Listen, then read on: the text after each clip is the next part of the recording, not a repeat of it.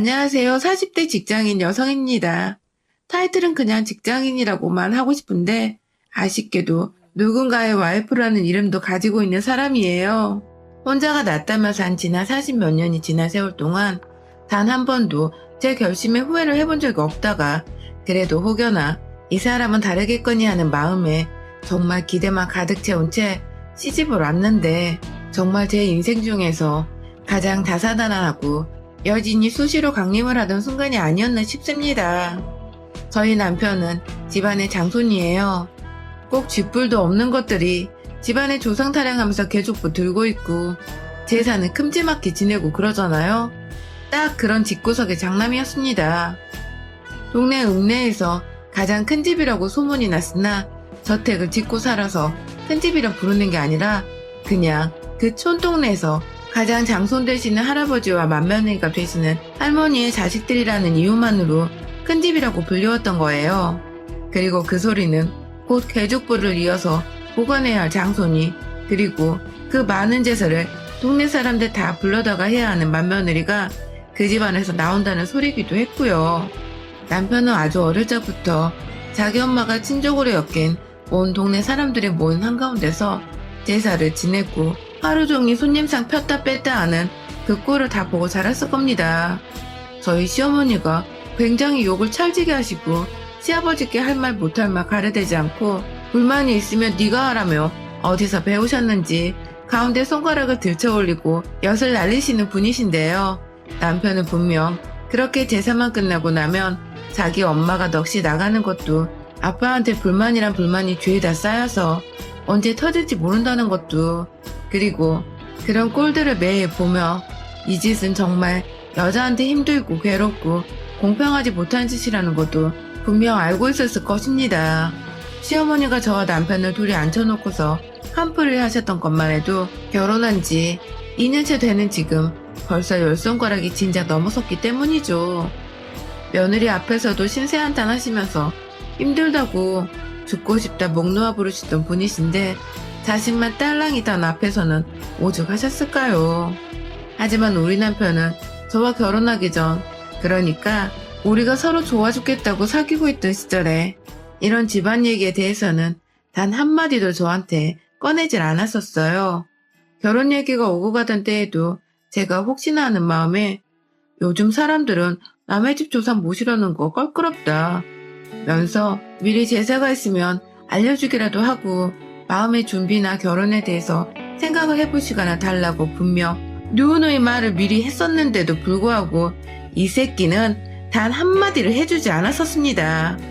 저야 뭐 남자가 딱히 집안일과 제사에 대해 모른다고만 하고 무슨 말을 안 해주니까 정말로 제사를 지내본 적이 없어서 모르는 것인가도 싶고 이 자식이 한 번은 자기가 성당에 다닌다고 자기 부모님도 다 같이 성당에 몇 번 가신 적이 있다는 말도 했었기 때문에 저는 종교적인 이유만으로도 이 집은 제사 자체를 지내지 않는 집이라고 당연히 생각을 했습니다. 위로 누나가 둘이 있다고 하는데 누나들하고도 막내가 잘 없을 뿐더러 서로 바쁘게 사느라고 얼굴 보고 살 기회가 적다고만 해서 전 이상하다고 생각을 하긴 했으나 정말로 형님 될 분들이 딱히 동생과 각별하게 지내는 사이는 아니라고 생각을 했습니다. 저도 남동생이 하나 있고 동생이 워낙 막내라 그런지 애교도 많고 해서 제가 부모님 없을 때 많이 돌보고 살았는데 저한테는 커서 서로가 바빠졌더라도 굉장히 각별하고 또 마음이 가는 남매거든요. 얘가 여자친구가 생겼다고 하면 뭐라도 돈이라도 쥐어줘서 맛있는 거 사 먹으라고 하고 동생이 결혼할 적에는 올게 소원 들어준다고 하와이로 신혼여행도 제가 사비터로 보내줬습니다.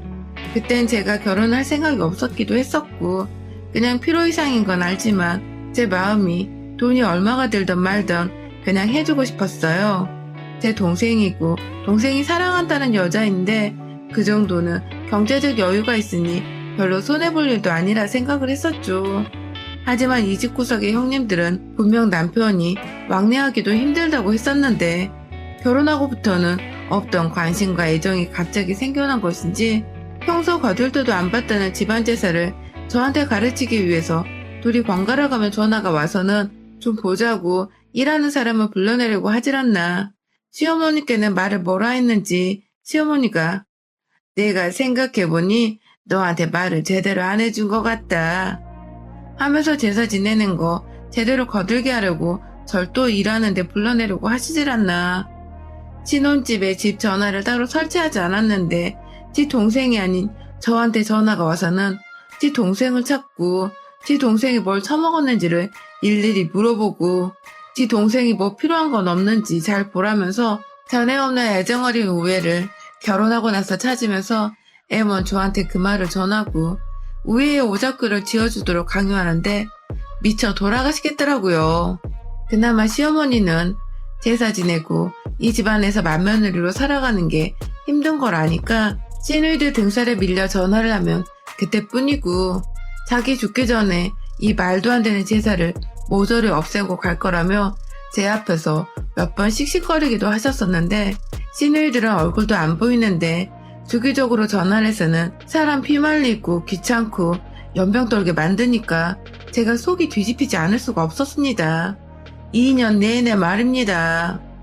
사실 저는 서울 본사에서 쭉 근무를 하다가 혼자 살기로 한 마당에 서울 안에서는 집을 구하는 것이 좀 경제적으로 부담이 되어서 지방으로 내려왔어요. 남들은 서울에서 직장을 구하려고 하는 걸 저는 지방 생산공장으로 반대로 지원을 해서는 지금 남편을 만나고 시댁이 가까이 있는 이 지역에서 살고 있습니다. 회사에서 구해준 집에서 지내다가 제 돈으로 아파트 하나 마련해서는 쭉 살았고 다시 서울로 돌아갈 일도 없고 그렇게 되면 회사를 그만두고 현장에서 다시 재취업을 하거나 경력직으로 다른 곳으로 이동할 예정이었던지라 딱히 다가올 변화라고는 할 것이 없는 상태였죠. 그런 와중에 남편을 건너 알게 되었고 남편의 대시로 싱글라이프를 꿈꾸던 상태에서 연애를 무작정 시작했습니다. 그땐 뭐 눈깔이 삐었었기에 그랬던 거라 말씀드리면 여러분들의 이해가 쉬울 것 같아요. 연애를 할 적에 남편은 그래도 자기 일이 있는 사람이고 그 분야에서는 나름 알아주는 젊은 노동자였고 하나같이 주변 사람들의 평판이 나쁘지가 않았습니다. 그런 점이 오랫동안 혼자 했던 제가 결혼을 결심하는데 나름 큰 부분을 차지하기도 했었죠. 남들이 인정한 성실하고 반듯한 남자라는 사실이 제게는 결혼이란 위험을 부담하고 이 남자와 살렸는데 나름의 건강하다는 건강검진 증명서 같은 것이었거든요. 하지만 그렇게 나름대로 따지고 들면서 한 늦은 결혼이었는데 이렇게 전후가 다를 줄이야 정말 상상 이상이었습니다. 제가 제 자가집이 있다고 했잖아요. 그걸 연애 때부터 남편이 알고 있었는데 결혼을 할 적에는 그 집에서 신혼집을 차리자고 하더라고요. 저야 뭐 싫은 건 아니지만 그럼 남편은 결혼을 하기 위해 뭘 준비해오는지 하도 당당하게 제 집을 요구하길래 남편한테도 뭘 들고 오냐고 물어봤더니 자기 사랑 일 앞디다. 이 갓나 새끼가 진짜. 제가 정색을 하자 그 소리를 금방 집어치웠지만 실제 남편은 저보다 나이도 3살이 많은 사람이 사회 경력으로 따지면 저랑 비슷한데 모아놓은 돈이 정말 몇 푼 안 되는 건지 옆 동네 부산까지 가서는 이케아에서 살림 가구를 사왔습니다.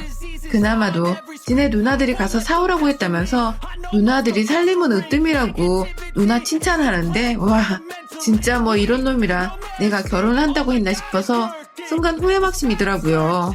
그 와중에 형님들은 결혼하고 나서도 꼭 저한테 전화로 내가 꾸며준 집 보고 싶다 얼른 이지랄을 하면서 겨우 이케아에서 가구 싸게 사는 법만 가르쳐 줬으면서 자기들이 꾸몄다며 제 명의의 제 집을 보고 싶다는 헛소리를 해댔고요. 실제로 큰형님은 부모님 둘 중 한 분 돌아가셔서 혼자 사시기 울적하시게 되면 저희 집에 모시고 살라며 아직 돌아가시지도 않은 시부모 방 하나를 제 집안에 만들어 놓으라고까지 하더군요. 지가 뭔데 내 집에 내 피 한 방울 안 섞인 지들 부모방을 만들어 놓으라 말을 하는지 제가 이때 제대로 정신을 차렸어야 했는데 말이죠. 그래도 작년 한 해 코로나 때문에 사람들 모이는 게 위험하다고 매일같이 정부에서 뉴스로 말을 해주니까 한동안 형님들을 포함해 시댁 식구들을 만날 일이 없었습니다. 코로나 터지기 전에 하도 집 구경을 하고 싶다고 해서 초대를 하고 싶었지만 해준 게 아무것도 없으면서 결혼 한 달 만에 제사에 시달리고 형님들 전화에 시달리게 한 게 너무 열받더라고요. 그래서 시댁 식구들한테 저 혼자 퇴근하고 고생해서 혼자 요리하기가 싫다며 남편한테 앞치마 씌우고 음식을 차리라고 했죠. 물론 가리며 잡채며 손 가는 몇 음식들은 제가 했지만 말입니다. 그런데 집에 오자마자 지 아들, 남동생이 앞치마 차리고 그깟 데코용 안주 음식 몇 개 만들고 있는 거 가지고서 어떻게 신랑한테 이런 거 시켜? 라며 기겁을 하는 바람에 제가 우리 집에 올 때 요리는 가족들 입맛 잘하는 남편이 항상 책임질 거예요. 라고 말해줬답니다. 그러고 나서는 다들 한 번도 집으로 찾아오려 한 적은 없었어요. 아무튼 코로나로 한동안 잠잠하던 시댁 소식이 2021년 대바람부터 들려오기 시작했습니다. 비록 결혼하고 1년차는 아무것도 모르는 상태에서 제사하러 시댁으로 끌려다니고 시누이들 전화 받느라 정말 팔자에 없는 삶을 산다며 무지하게 스트레스를 받았었는데 코로나 터지고 나서 일단 제사를 가지 않는 것만으로도 어른들 마주하지 않아도 돼서 좋았고 시누이들도 자연스레 집에서 자식들 케어하고 뭐하느라 정신이 없었는지 연락이 뜸해지다가 완전히 끊겼어요. 그런데 딱 올해가 되면서 남편이 저한테 눈치를 보면서 물어보더라고요. 아무리 그래도 우리가 아랫사람인데 어른들한테 새해 인사는 해야 하지 않겠냐고요. 듣고 보니 껄끄러웠지만 정말 그게 맞는 것도 같고 연말에 따로 인사를 드리지 않았으니 새해라도 드려야 하지 않겠냐며 그냥 시댁으로 한번 찾아갔습니다.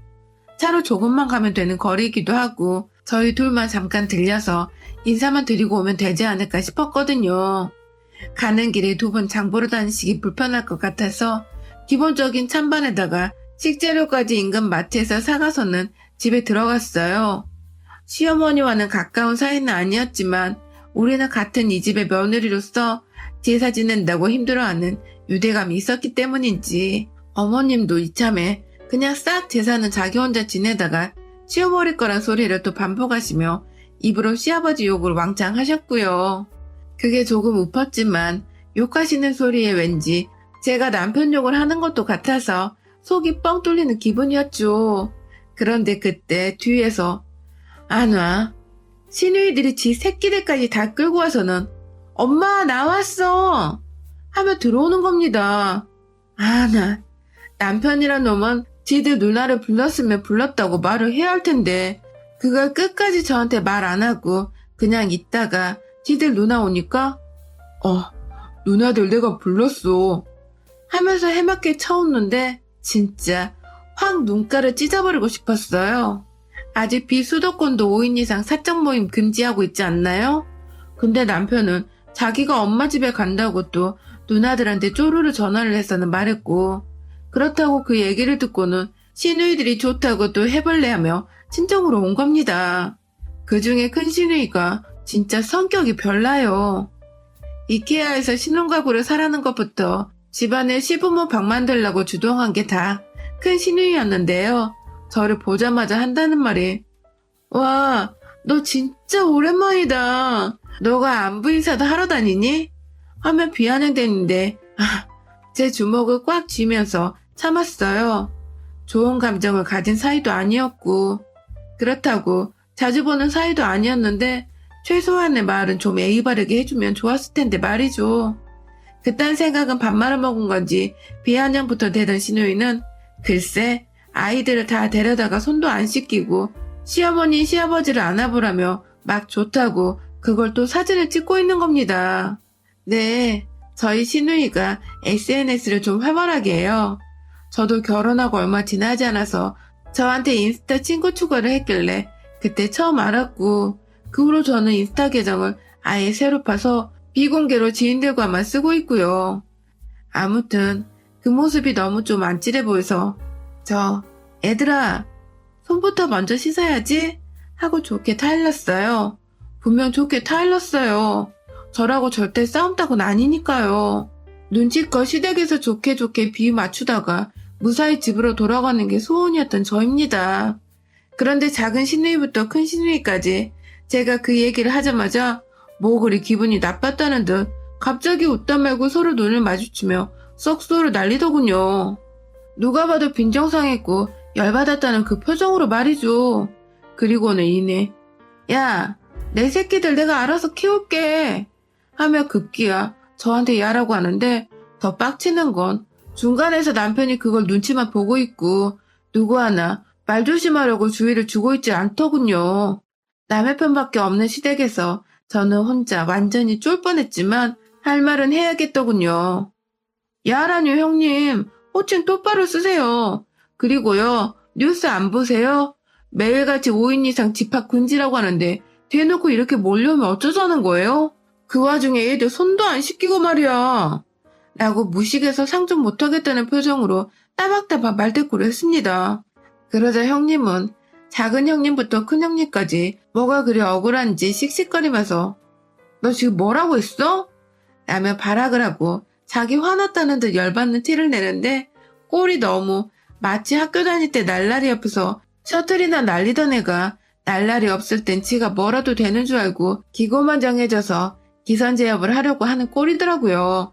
저야 뭐 학교 다닐 때부터 날라리도 아니었고 셔틀도 아니었지만 그런 애들 자체를 경멸하고 무시하려 했고 또 한심하다 못해 수제반 것들이라고 생각을 하며 살았던 사람인지라 결혼 초부터 지금까지 단 한 번도 저한테 윗사람으로서 모범을 보여준 적도 없고 마음 편하게 해준 적도 없는 신우이에게 머리를 조아릴 마음이 들지 않았어요.